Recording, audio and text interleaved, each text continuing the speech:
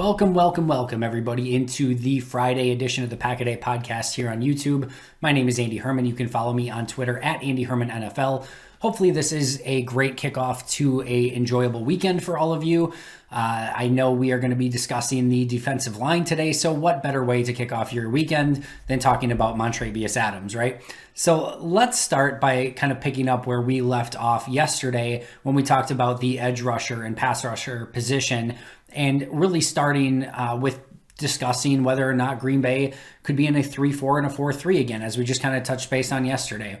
And I think this is still an interesting question for how Green Bay fills out their defensive line. Obviously, as we discuss this position next year, if they're in a 4-3, we're talking about Rashawn Gary, Zadarius Smith in this group as well, amongst others. If not, it's more of your traditional 3-4 defense with Kenny Clark and maybe a few others leading the way. We'll get to that more in just a moment. But as I kind of mentioned yesterday, I do think that you can make an argument that this team is a little bit better set up for a 4-3 defense. I don't think there's anyone that you can particularly look at along this defensive group, save for maybe a Dean Lowry, who we don't know if he's going to be on the team or not, and maybe a Tyler Lancaster, who, again, we don't know if he's going to be on the team or not. That would fit better in a 3-4 than a 4-3. To me, Dean Lowry is a true 3-4 defensive end. I think Lancaster can fill either. I think he can fill that true kind of nose tackle position in a 3-4, a 3-4 end. I think he can fit as a 4-3 defensive tackle as well. So, and it's not like you're basing any of your decisions on what defense you're going to play off of Tyler Lancaster or Dean Lowry for that matter, but I think you can make a pretty strong argument that both on the edges as well as on the defensive line, that a lot of these players fit better in a 4-3. And again, I want to preface this by saying, as I mentioned on yesterday's edge rusher episode, that for the vast majority of snaps, this does not matter. Green Bay is in nickel and dime the vast majority of time, as well as the rest of the NFL, and how they play their quote-unquote base defense, which isn't even a base defense because nickel is now base. How they play that is mostly irrelevant. It mostly has to do with gap responsibilities and if you're standing up or putting your hand in the ground on the edges. So it doesn't matter all that much, but it is an interesting way to start thinking about this because we just, again, don't know 100% for sure what type of players Green Bay might need to target, dependent upon what type of scheme they're going to be playing this upcoming season. Once again, as I mentioned yesterday, I expect it to stay in a 3-4, but we simply don't know for sure at this time. So that's definitely going to be something that we're going to want to keep an eye on. And we'll see if they even make, any sort of announcement. We haven't had a Joe Barry press conference yet to sort of confirm everything.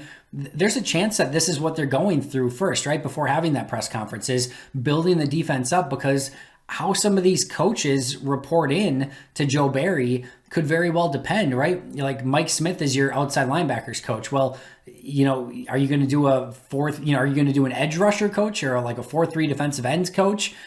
Some of those titles change dependent upon how they're set up. Are certain coaches coming back? We don't know a lot of the answers to that yet. So until we get a full press conference from the Packers and we start to maybe put together the pieces of the puzzle of what sort of defense they're going to be playing, who's going to be coaching each of these groups, it does, make us do a little bit of a guessing game. But we can at least start looking at what players are on the roster, which ones are on a roster bubble already, which ones are potentially going to be out the door, and maybe a couple names that could be coming in the door as well.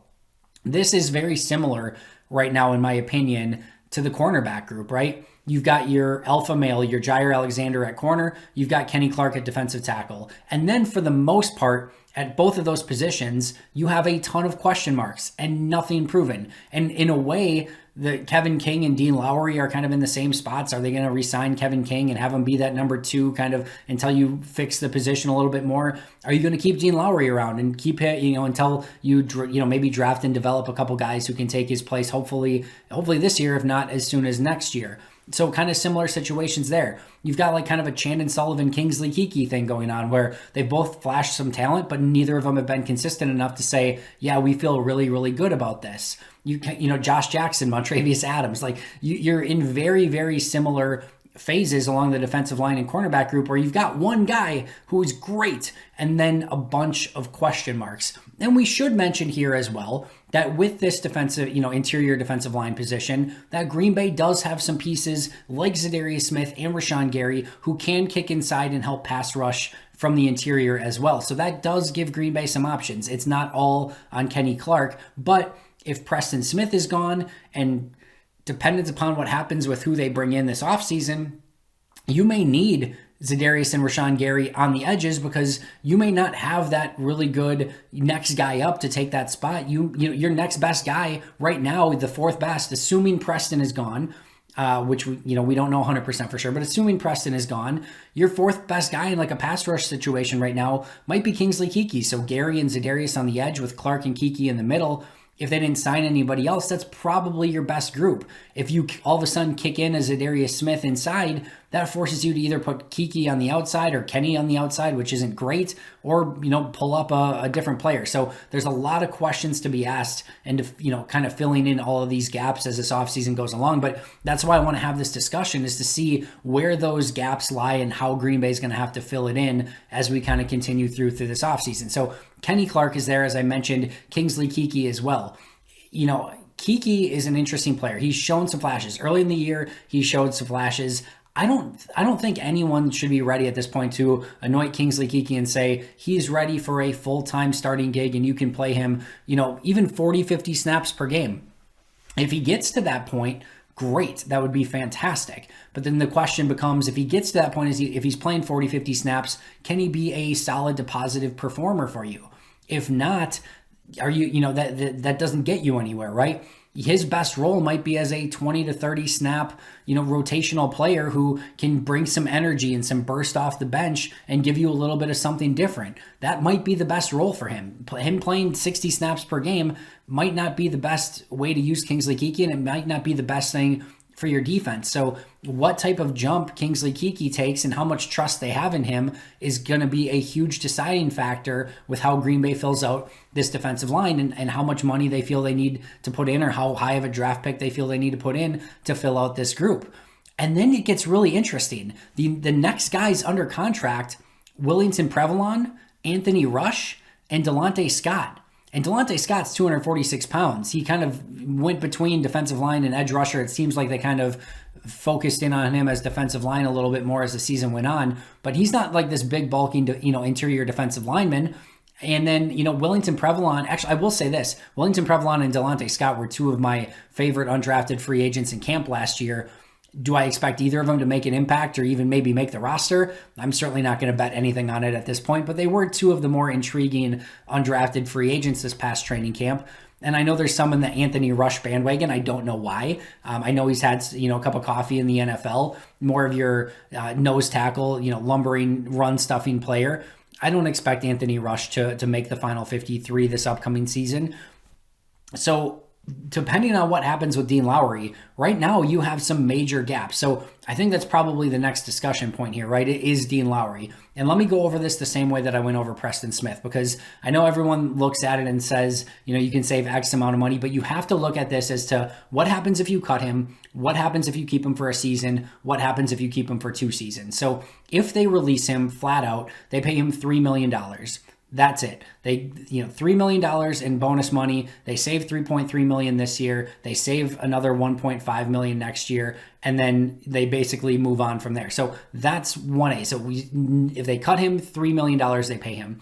If they keep him this 1 year, they're going to pay $6.3 million this year for him, but they also would pay $1.5 million next year when they release him as a dead cap number. So they actually would pay him $7.8 million towards the cap. I know some of the bonus has already been paid for, but towards the cap, which is all we're really looking at. We don't care how Green Bay does the accounting on the back end and how they actually pay the checks to the player. That doesn't matter as a fan. All you're caring about is, and if the check's clear or not. Ideally, they do, but you're only looking at how it affects the salary cap, because that's how you determine if you can gain more players and so on and so forth. So $7.8 million towards the cap. So if they pay him for 1 season, 7.8, no seasons, or cut him immediately, $3 million. So they actually save $4.8 million in cap.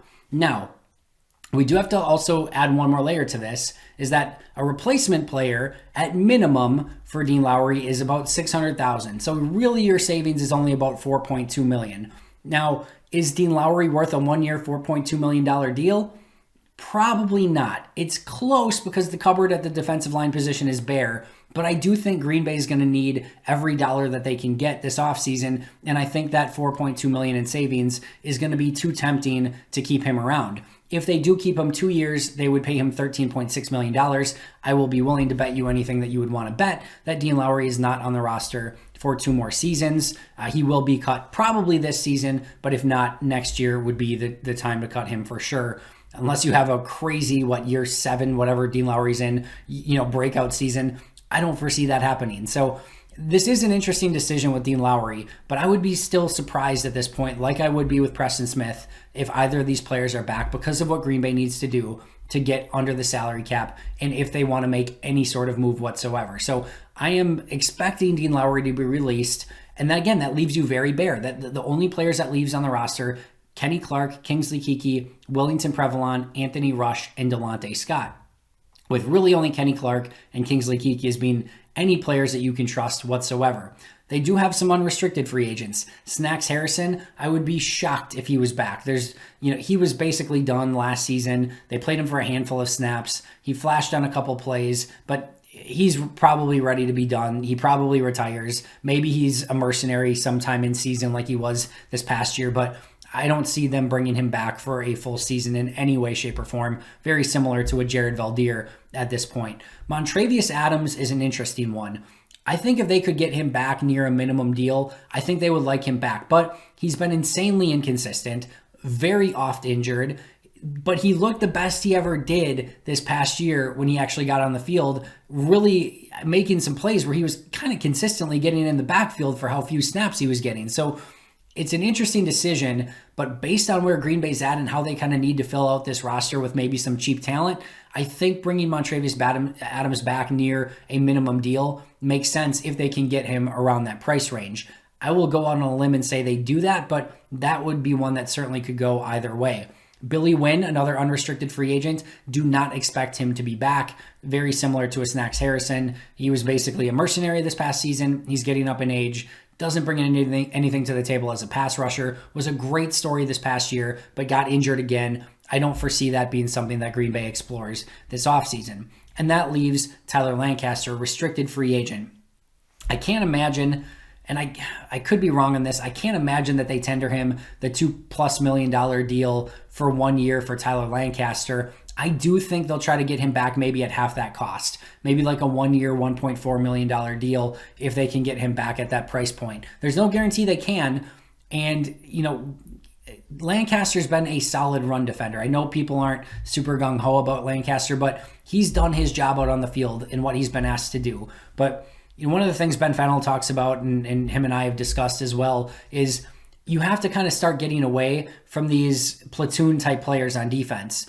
If defenses see that you're playing a player like Tyler Lancaster, that's one less player that can rush the passer on the field, and they're going to be more likely to throw the ball in those situations because you've got a guy on the field that can't get to the quarterback.